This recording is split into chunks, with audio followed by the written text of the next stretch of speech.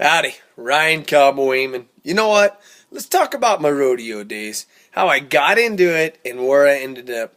See, rodeo for me, I grew up on a ranch my whole life, and I was the wild one on the ranch, willing to take any kind of risk or chance, and not plan anything out. And so, when it come to rodeo, I was actually 20 years old, got a late start, and I was home from college, which I hated college, by the way, just for the record.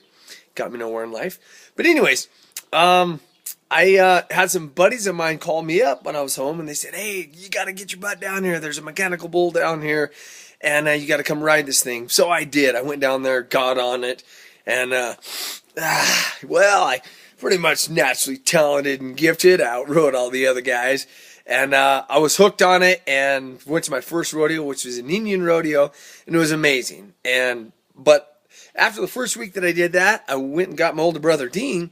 I talked him into it, and it was incredible. The first year we rodeoed together. In fact, kind of pissed me off because I got him into it, and he would beat me all the time.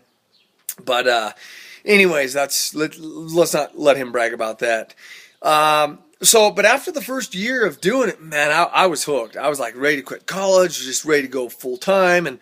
And Dean he's the thinker. He's the strategist. He pencils everything out, and it just bugged the shit out of me because he's a tender nanny. He's afraid to take any chances before he, sits down and plans it all out and, gets out his pen and, okay, well, is this going to make sense? I'm like, bullshit. You know what? Fuck the make sense. Just go do the shit, and it'll happen. So I kept rodeoing, and, well, he decided to get married, and he ended up quitting, and I kept rodeoing. Well, the best part about it, okay?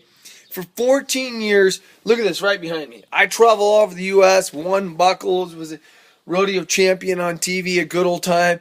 And guess where he was? Yep, back on the ranch, married, having a family, raising kids. And, he was doing the whole ranching thing. To this day, he won't admit it, but, he's always kind of held a grudge towards me, the fact that I was out, traveling the U.S. and having a great time, and he had to stay home and work on the ranch. But you know what? That was kind of his choice. But on the other hand, it's I know it's because I was a guy who was willing to take a chance, and also, well, just because, I'm better than him in everything we do. But anyways, that's pretty much the story. You probably won't get that out of him. He's not going to admit that he was jealous when me traveling all over the U.S., but we know the truth, you don't have to speak it.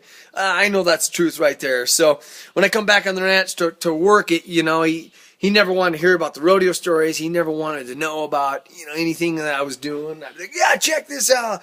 Look at this ride. Look at this photo. And look at this buckle. And yeah, I don't know. I think it's pretty tough for him to swallow the fact that he had to stay home and run the ranch. So here at home, I would say pretty much everything we do is a competition just because, I don't know why. You tell me.